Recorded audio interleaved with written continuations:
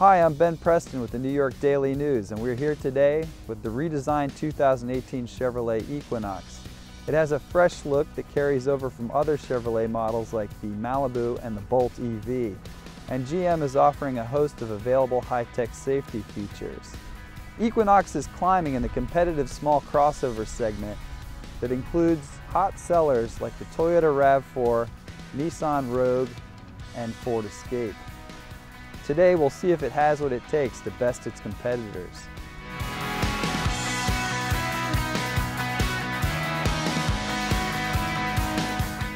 The new Equinox's sheet metal is much more crisp than that of its predecessor. It's got some creases and sharper angles that give it a fresh look. One thing I noticed though is that the Equinox, like the larger Traverse, has a plastic grille that sticks out in the front. That's fine in most places, but in an urban spot where there are tight spaces to negotiate, people are parallel parking, that could get damaged, and that's also where the camera is. I like the way the lines and creases flow back over the body. It looks like it was designed in a wind tunnel. But one thing I noticed is that in the back, it dips down so low that if you put something on the roof, it's definitely going to sit higher in the front than it does in the back. That could cause a problem when you're driving down the freeway. The interior on the new Equinox is symmetrical and well ordered. The buttons are all exactly where they're supposed to be, which is to say they're easy to find. I like the infotainment system because the menus are intuitive and easy to use, and you don't have to think about them too much. As far as the interior materials go, they feel a little Uber-y, but they're well executed and they're clean, which are their saving grace. The seats are roomy and comfortable, although larger passengers and drivers might feel a little tight in this narrow space in the driver's seat. Although I generally like the interior in this car, one thing I noticed is that the door sills are almost absurdly tall.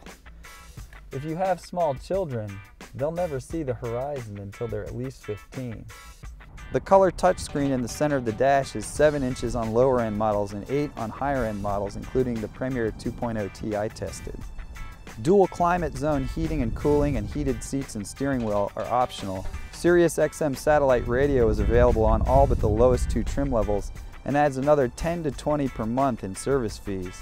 OnStar, GM's mobile service provider, comes standard, although customers will have to shell out anywhere from $20 to $35 per month for basic service after the 3-month free trial period ends. Wi-Fi is an add-on to OnStar, which includes automatic crash assistance and navigation features. It can cost anywhere from $10 to $40 a month more. The National Highway Traffic Safety Administration awarded the new Equinox 4 out of 5 stars in its safety ratings. Although it received 5 stars in front impact crash testing, side impact and rollover protection garnered only 4 stars apiece from the federal government. High-tech safety features like low-speed emergency automatic braking, blind spot warning, and following distance indicator are all connected to the driver via an ingenious vibrating seat device, but they're only available on the top trim levels and cost plenty. A teen driver mode that allows parents to track driving habits and limit certain vehicle features is standard equipment on all models. The Equinox has a smaller rear cargo volume than its competitors, but the way it's laid out works out better. It's got a really long floor, so if you want to put suitcases, bags of laundry, anything like that, you don't have to stack them up on top of each other. Where you're limited is in its height. But that's okay because you can fold the seats down and get more cargo space. One neat feature this car has is that you can operate the seat backs from here instead of walking around to the front of the vehicle. Despite a dark back row, the rear seats are roomy with plenty of head and leg room. At 30 cubic feet with the rear seats up and 63.5 cubic feet when they're folded flat, the Equinox's cargo volume is the lowest in its class, but numbers aren't everything. The way the rear cargo space is configured, with a long, wide floor, it's easy to put a lot of stuff back there.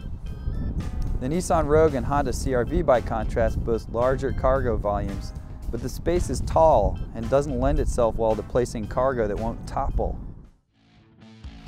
This year, Chevrolet decided to put all turbocharged engines in its Equinoxes. So you have the 1.5 liter turbo, the 2 liter turbo, which we're driving right now, and a 1.9 liter turbo diesel, which I haven't driven yet, but sounds like it gets pretty good gas mileage, even though it costs a bit more.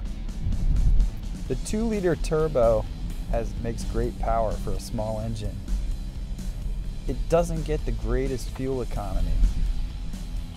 It gets about what all of these crossovers get, including the CR-V and the RAV4, between 22 and 26 miles per gallon.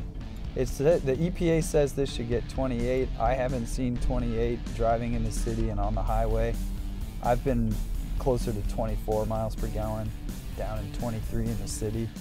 I had an opportunity to slice in and out of traffic on the Long Island Expressway and upstate, and the car handles pretty well. I mean, it's another crossover. It's tall. It's not a sports car, but just like practically all modern cars, you can't find much issue with the way that it handles or steers. On higher speed turns, there's not a lot of body roll. I took it out on an airstrip and cut a pretty tight turn at 50 miles an hour, and you know, we're still here. It didn't roll over. I really like the transmission on this car. It shifts smoothly. It actually shifts, unlike a CVT, which sort of hunts around between RPMs. That's supposedly more efficient. That is more efficient, but I don't like the way it feels, and I think many people feel that way as well. I'm not a big fan of this manual transmission feature. You put it in L, and there's a little button on top of the shifter with a plus and a minus on it. It's in a horrible place for actually shifting the gears. If the shifter is in D, I can sort of get my fingers on it without, it's just awkward. It's just awkward, especially when it's back in the L position where you can use it. I have to kind of like cock my wrist down, and it's not a thumb, and there's just not an ergonomic part. It's better to just drive the car and drive. Overall, I think this is a nice car. Higher end shoppers probably aren't going to be into it, simply because Chevrolet doesn't have the name brand recognition that some of the luxury brands do. More budget-minded shoppers would also be into it. It comes with a bunch of standard features that they like, and it drives well, it handles well, the brakes work well, gets halfway decent fuel economy, and it, first and foremost, is comfortable. It's not too bad to look at either. Where I think, again, people will run into some problems is with the cost when they add on a lot of options. With its crisp styling, turbocharged engine options, and a list of attractive features, the 2018 Equinox could certainly be a compelling option among small crossovers. However, many of these options come at a steep price. The version we tested, the 2.0T Premier, listed at just over $37,000. You might ask yourself, is that too much money to pay for a small crossover? For me personally, the answer is yes, but a more stripped down version of this car could be a good choice. I'm Ben Preston with the New York Daily News. We'll see you next time.